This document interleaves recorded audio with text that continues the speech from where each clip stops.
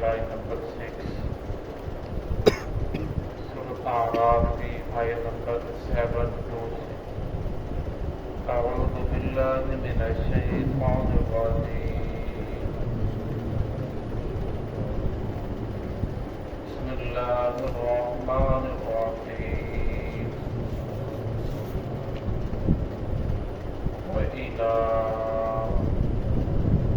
ثمود أخاهم صالحا قال يا قوم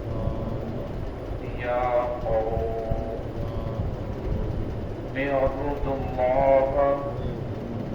الله ما لكم من إله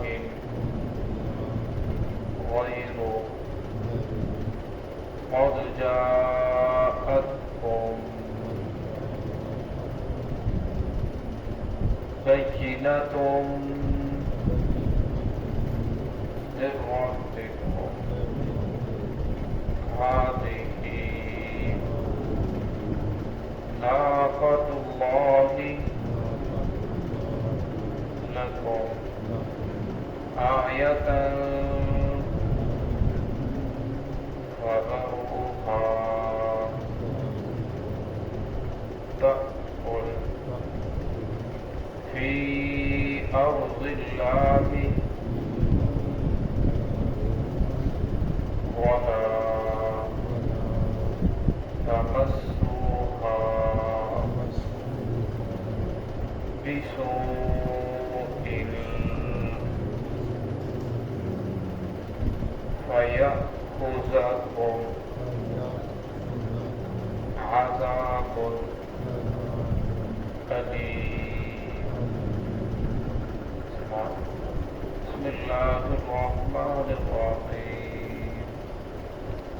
وإلى ثمود أخاهم صالحا قال يا قوم اعبدوا الله ما لكم من إله غيره قد جاءتكم بينة من ربكم هذه ناقة الله لكم آية فذروها تأكل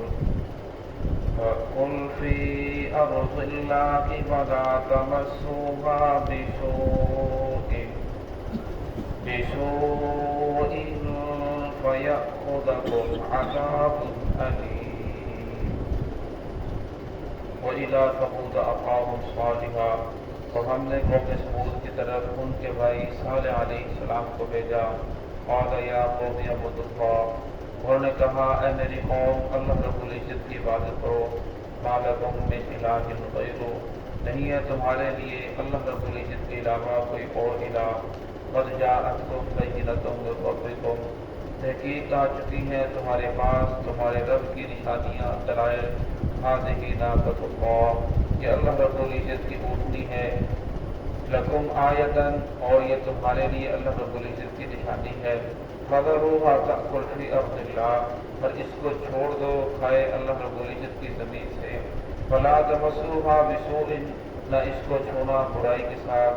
فیأخذکم، ورنہ تمہیں پکڑ لے گا عذاب علیم، دردناک عذاب. اللہ رب العزت اپنے بندوں کو سمجھانے کے لیے قرآن پاک کے اندر مختلف نیکوں لوگوں کے واقعات بیان کرتے ہیں.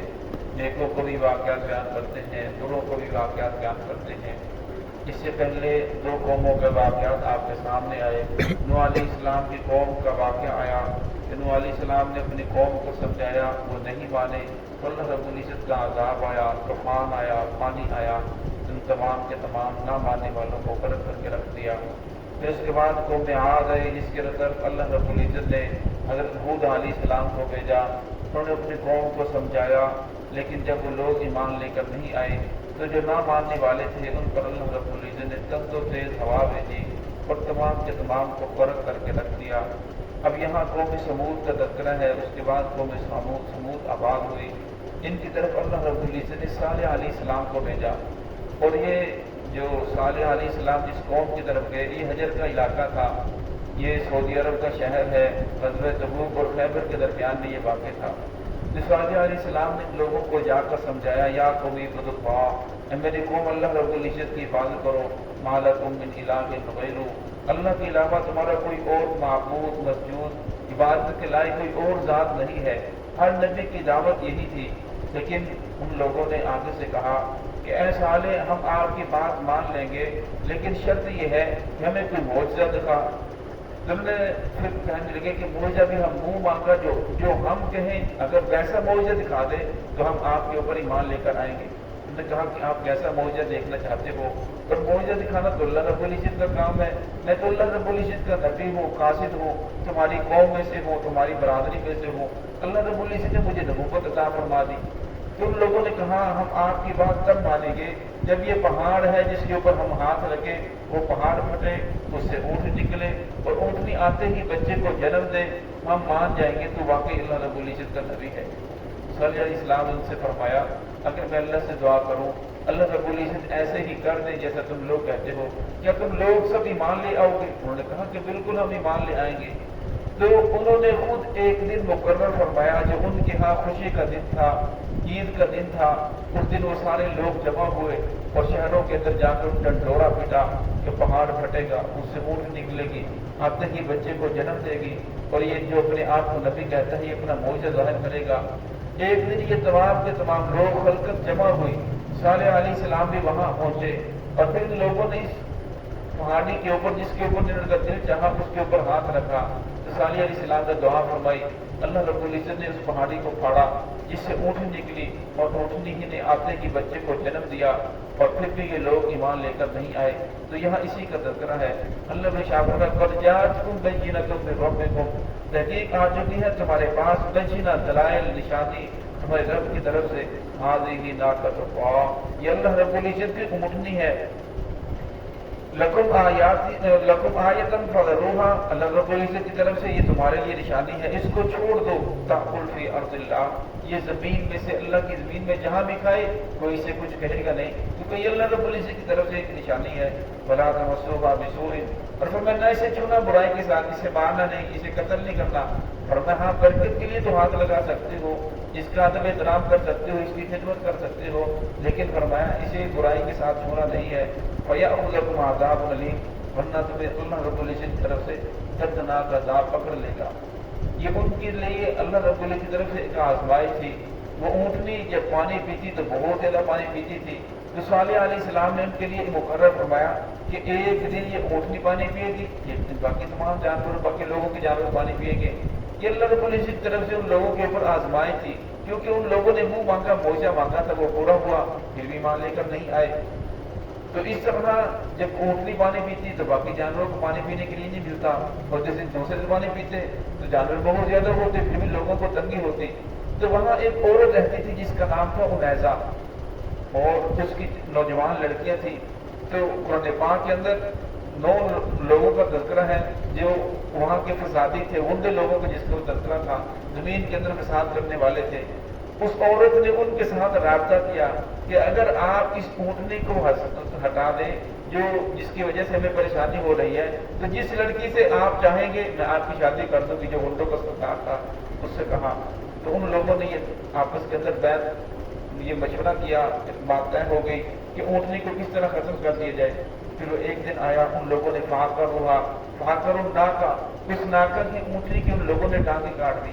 جب ٹانگیں کاٹی تو اونٹنی بڑبڑائی، آسمان کی طرف اس نے چہرہ کیا تو آواز نکالنا شروع کی۔